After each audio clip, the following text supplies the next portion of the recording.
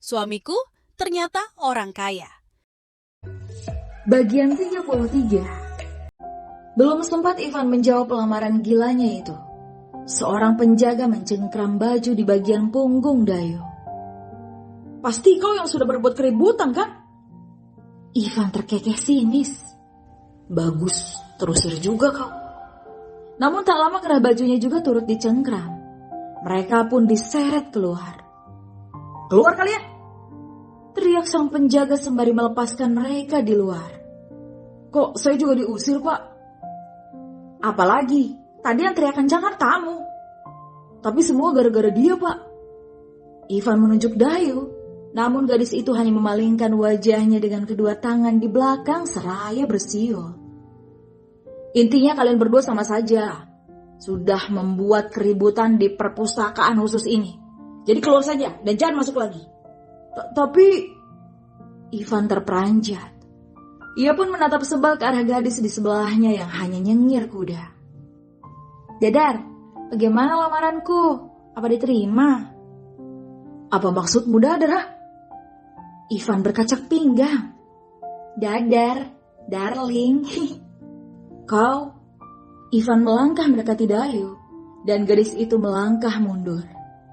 Gara-gara kau, aku terancam tidak bisa belajar di sini lagi. Kau tahu itu? Tadi itu ada cicak yang akan buang hajat di atas kepalamu. Seharusnya kau berterima kasih dong. Sambil menempelkan kedua ujung jari telunjuknya. Dan semakin memundurkan langkahnya hingga mentok ke dinding. Menggebrak dinding itu tepat di sebelah wajah Dayu. Sehingga membuat gadis itu terkesiap. Peringatan untukmu. Jangan kau usik aku lagi. Jika kau berani mengusikku, maka wajahmu itu akan hancur dengan bogem mentah dari kuil. Paham? Berucap dengan tatapan dingin dan menusuk. Namun gadis itu memang sama sekali tak takut dengan ancaman Ivan. Yang ada, malah justru dia meluncurkan kecupan di pipi pria itu. Ivan pun melemas. Matanya terbuka lebar. Wanita sinting! Pekiknya akibat rasa terkejut yang teramat, lalu pergi begitu saja. Oi, tasmu ketinggalan nih. Menuju ke arah tas yang tergeletak di lantai. Ivan pun mendengus sebal seraya memutar tubuhnya berjalan kembali guna meraih tasnya itu. Lalu melanjutkan langkahnya lagi ke arah sebaliknya. Dadar, tidak jadi ke arah kanan. Tak menjawab apapun lagi selain terus melanjutkan langkahnya. Dayu pun tertawa puas. Sepertinya kesempatan untuk mendapatkan Ivan sudah di depan mata. Hingga dia pun kembali mendekati Ivan. Terus menerus tanpa lelah. Walaupun pria itu nampak risih. Namun lama-kelamaan ia pun terbiasa. Seperti hari ini. Dayu menghampiri pria itu yang berada di taman sedang membaca bukunya. Lalu duduk di sebelah Ivan tanpa permisi, tanpa izin. Dia langsung merebahkan kepalanya di atas pangkuan Ivan. Baca buku itu yang keras, Dadar, biar aku bisa mendengarkan juga. Ini buku pelajaran, jika aku membacanya keras, enak di dirimu. Pria itu sama sekali tak mengusirnya seperti biasa, sehingga berhasil membuat Dayu merasa senang. Ivan, kau seperti Inuyasha dengan rambut gondromo ini. Ivan tersenyum tipis di balik bukunya. Ivan, kau tak mengusirku? Lelah. Lelah kenapa? Karena kau selalu datang, walaupun sudah kuusir. Apa tandanya kau sudah menerimaku? Dayu menurunkan buku di tangan Ivan. Pria itu pun menatap ke arah Dayu. Apa yang kau suka dariku sebenarnya? Kau tampan. Ivan mendorong kepala Dayu dan menggeser duduknya. Sehingga membuat kepala Dayu terjatuh ke atas rumput. Au, kau ini menyebalkan sekali. Dayu menggerutu dan langsung beranjak duduk sembari memegangi kepalanya. Namun pria itu tidak menjawab selain berdiri dan melangkah pergi. Ivan, aku itu mencintaimu dari hatiku tahu. Sementara Ivan hanya tersenyum, seraya terus melangkahkan kakinya menjauh dari Dayu. Dicuekin lagi kan? Dasar. Dan singkat cerita, di hari sebelum sidang skripsi, Dayu mendapatkan jawaban Ivan setelah pria itu mengajaknya bertemu. Tepat di taman kampus, tempat favorit Ivan menyendiri. Ia berdiri menghadap Dayu yang tengah gugup. Bagaimana ini? Aku lulus tidak ya? Aku takut sekali berhadapan dengan dosen-dosen dan para dokter itu. Dayu bergemetar dan Ivan pun mengusap kepalanya. Semangat, aku saja sukses kok. Kau juga harus bisa. Tapi tetap aja aku itu gugup sekali saat ini. Andai saja ada suntikan keberuntungan, aku pasti akan jauh lebih bersemangat lagi. Dayu melirik ke arah Ivan. Berharap sekali dia jika Ivan akan memberikan kecupan walau hanya di kening. Ivan menghela nafas, menoleh ke kiri dan ke kanan, lalu menggandeng tangan Dayu, bersembunyi ke balik pohon itu. Aku akan mengatakan sesuatu yang penting, jadi kau harus mendengarkan dengan telingamu ini baik-baik. Karena aku tidak akan mengulanginya lagi, kau mengerti? Dayu mengangguk cepat. Ivan pun mempersiapkan diri, hingga sebuah helikopter melintas di atas kampus itu dengan ketinggian yang tak terlalu tinggi, sehingga membuat suara bising yang teramat. Ivan pun tersenyum jaya. Aku mencintaimu, Dayu, jadi semangatlah. Ucapnya tepat saat heli itu melintas di atas. Dayu hanya mengerja. Dibilang apa ya? Gak kedengaran. Padahal Ivan sengaja mengungkapkan perasaannya tepat saat heli itu melintas. Kau mendengarkannya kan tadi? Apa bisa kau ulang? Kan tadi ada heli. Enggak, itu udah kesepakatan karena aku tidak suka mengulanginya. Tapi Ivan memberikan kecupan di bibir Dayu sekejap. Iya, hanya sekejap. Sementara Dayu hanya mematung di sana. Akan kuulangi nanti di malam kelulusanmu, dan kuberikan hadiah atas kegigihanmu. Kau pacarku sekarang, jadi semangatlah. Ivan mengusap-usap kepalanya, lalu pergi begitu saja.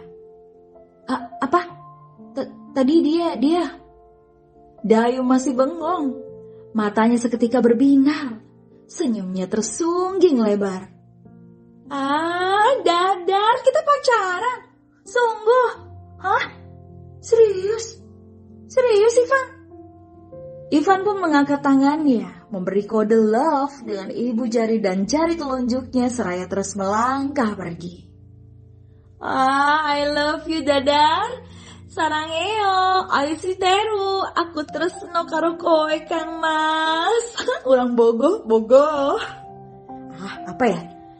Intinya aku cinta kamu. Ivan terkekeh.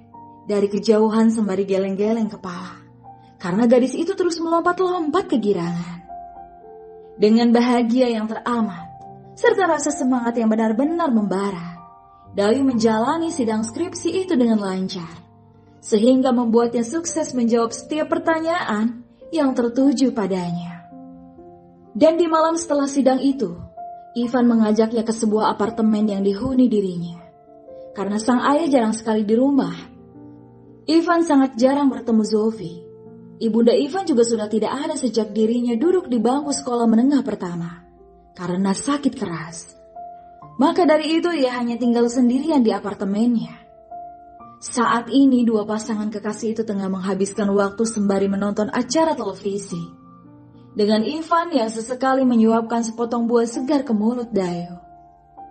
Dedar, menusukkan garpu ke potongan kiwi. Sungguh, aku penasaran dengan kata-kataku tadi. Ivan tersenyum, lalu mengarahkan buah itu lagi ke mulutnya, dan Dayu pun melahap. Ivan, ucapan Dayu dengan mulut yang penuh. Kubilangkan nanti, saat malam kelulusanmu. Tapi aku mau sekarang. Kutariklah kata-kataku yang menjadikanmu kekasihku. Meletakkan piring berisi buah itu lalu menjaga jarak duduknya. Pulang saja sana. Menendang-nendang kaki Dayu. Ih, kok gitu sih? Aku kan cuma penasaran. Aku tidak mau pergi, mau di sini saja. Dayu mendekati Ivan. Jaga jarakmu 1 meter. Titah Ivan. Kok gitu sih? Gak mau. Tadi aja kamu di dekatku kok. Aku bawa pikiran. Ivan. Dayu ingin mendekat lagi. 1 meter. Ivan. Aku sudah bilang akan menjawabnya nanti saat kau lulus. Itu jika kau sabar. Jika tidak ya sudah, lebih baik akhiri saja. Ivan, jahat sekali sih. Makanya, mau sabar tidak? Iya, aku sabar. Sementara Ivan hanya terkekeh tanpa suara. Dan melanjutkan menonton filmnya dengan jarak 1 meter antara keduanya. Hingga hari kelulusan tiba. Karena Ivan sudah mulai menjalani koas guna mendapat gelar dokternya. Mereka pun sudah sangat jarang bertemu. Dan di sore ini Dayu sudah bersiap untuk bertemu dengannya. Dan mendengarkan ucapan Ivan yang sangat membuatnya penasaran itu. Terlihat bersemangat sekali gadis itu berjalan menuju tempat janjinya. Dan hampir setengah jam Dayu berdiri dengan semangat di depan gedung kampus. Sesuai perjanjian mereka sebelum Ivan menjemputnya. Hingga rintik-rintik hujan mulai turun. Dayu pun berlari menuju tempat berteduh di bawah atap gedung Fakultas Kedokteran. Hujan yang berangsur-angsur deras dengan langit yang semakin gelap. Gadis itu masih setia menunggu. Dari dia berdiri, berjongkok, dan berdiri lagi. Lalu menghubungi ponsel Ivan. Pria itu tak kunjung datang. Bahkan ia pun mulai lelah menunggu Ivan dengan waktu lebih dari 5 jam lamanya. Sehingga hujan pun mulai reda. Dan air mata dari sudut matanya pun mulai menetes. Dayu menghembuskan nafasnya. Dengan bibir masih tersungging senyum. Mungkin dia ganti jadwal ya. Sepertinya pasien dia lumayan banyak. Dayu masih berpikir positif. Lalu ia memutuskan untuk kembali ke kosannya. Hal yang ia pikir hanyalah sebuah kesibukan Ivan yang membuatnya menunggu lama. Namun kini berubah menjadi sebuah kekecewaan. Karena hari yang terus berganti, Ivan benar-benar hilang bak di telan bumi. Apartemen yang sepi tak berpenghuni. Dia yang sudah tidak menjalani koas lagi, dan yang paling menyakitkan, nomornya sudah tidak aktif. Dengan lunglai, Dayu masuk ke dalam rumah kos tempatnya tinggal. Setelah berhari-hari berjalan mencari sosok Ivan. Ia pun meraih 1 ember es krim dari freezer dan membawanya ke meja makan. Satu demi satu ia menyendokkan es krim itu ke mulutnya. Dengan tatapan nanar, ia tidak tahu kemana Ivan pergi, apa yang terjadi terhadapnya. Menghilang begitu saja tanpa kabar, tanpa salam perpisahan. Dayu duduk di kursi itu dengan kedua lutut yang ditekuk di atas kursi tersebut. Dan tangan yang terus-menerus menyendokkan es krim masuk ke dalam mulutnya. Dayu menangis sesenggukan di sana dengan mulut penuh mengunyah dinginnya es krim vanila. Seraya merasakan kerinduan bersama dengan kekecewaan yang teramat di relung hatinya. Akibat menghilangnya Ivan yang secara tiba-tiba. Sulitnya mencintai seseorang. Sangat sulit. Terlebih pada pria yang tak pernah mengungkapkan perasaannya selama ini. Kita tidak pernah tahu seperti apa isi hatinya. Ketika kita mengharapkan dia kembali pun, sungguh sangat sia-sia. Karena pada kenyataannya, dia tetap membelakangi kita yang sudah menangis menantinya berhari-hari, berbulan-bulan, bahkan bertahun-tahun. Dayu masih sesenggukan di anak tangga itu. Setelah melamun panjang tentang kisah masa lalunya bersama Ivan, pria yang belum pernah sekalipun membalas kata-kata cintanya itu, namun sangat ia cintai hingga detik ini. Ya, itu yang Dayu tahu selama ini. Hingga sebuah dering ponsel membuatnya terkesiap. Ia pun mengusap air matanya, lalu menerima panggilan telepon tersebut setelah mendesah malas sebelumnya. Ini aku, ada apa? Dayu berusaha menormalkan suaranya. Kau di mana? Apa praktekmu sampai selarut ini? Tanya seorang wanita dari seberang. Aku ada pekerjaan tambahan. Lagi pula tumben sekali ibu menelponku. Apa uang ibu sudah habis? Hei, kau ini ya. Apa salahnya sih jika seorang ibu menelponmu, ha? Tidak melulu karena uang ibu habis. Jika ibu menelponmu, kau wajib menerimanya. Iya, tidak usah mengomel. Ada apa? Malam ini ibu dan adikmu akan menginap di rumahmu. Kau mengecak ya? Apa kau tidak mau menerima kedatangan ibu? Iya, mau. Ih. Ya sudah, cepat pulang. Ibu sudah menunggumu lebih dari 2 jam tahu. Jadi pulanglah dan bawa sesuatu untuk dimakan. Kau mengerti? Dayu menghela nafas. Andaikan saja sesosok ibu itu bisa diganti. Mungkin aku akan menggantimu. Umpat dia seraya menatap ponsel yang masih di tangannya. Lalu kembali memasukkan ponsel itu ke dalam tasnya. Ia pun menoleh ke arah jam tangannya. Astaga, ternyata memang sudah pukul 12 malam. Ya ampun. Ia pun bergegas pulang dan hanya menelepon jasa pengirim makanan untuk mengantarkan ke rumah. Di rumahnya, mobil Dayu mulai masuk ke pelataran. Terlihat seorang ibu dan remaja pria berusia sekitar 17 tahun. Iya, itu adalah adik tirinya. Dayu menutup pintu mobilnya, lalu berjalan dengan malas menghampiri mereka. Kenapa tiba-tiba datang ke rumahku setelah terakhir kali? Sepertinya ibu menjengukku sekitar 9 bulan yang lalu atau lebih ya. Itu saja setelah pertengkaran ibu dengan suami ibu. Setelahnya menghilang lagi dan hanya meneleponku jika sedang butuh uang. Jadi seperti itu ya pandanganmu terhadap ibumu? Kau kan tahu ibu sudah punya keluarga baru. Lagi pula kau kan sudah sukses. Jadi untuk apa ibu sering-sering mengunjungimu? Jadi sekarang tutup saja mulutmu itu dan buka pintunya. Ibu sudah sangat lelah tahu. Ketika aku menonton serial drama Korea dan melihat ibu-ibu menyebalkan yang rela meninggalkan anaknya demi kesenangan pribadi, seolah aku telah menonton ibuku sendiri yang tengah melakoni peran di depan layar. Bedanya, mereka berakting, sementara ibuku melakukannya dalam kehidupan nyata. Gumam Dayu sembari melangkah malas mendekati pintu rumahnya. Hei, buka saja pintunya, tidak usah banyak menggerutuk. Silakan masuk, Nyonya. Ibu Medina pun masuk sembari menggeret kopernya. Kalau senang sama suaminya, kalau susah larinya ke sini. Ibu yang baik hati. Sang ibu sudah masuk, sementara di belakang pria remaja turut masuk dengan ponsel di tangannya tanpa mengucap salam dan melewatinya begitu saja. Ini lagi anak epek lewat, tanpa permisi pula. Benar-benar menganggap kau penjaga pintu ya? Dayu melipat kedua tangannya di depan dada. Oh, selamat malam Kak Dayu. Hanya seperti itu dan tanpa menoleh sedikit pun, sembari melangkah masuk. Dayu pun menahan kerah bagian belakangnya. Sopan sekali ya. Apa sih main tarik-tarik saja? Kau ingin aku melakukan apa?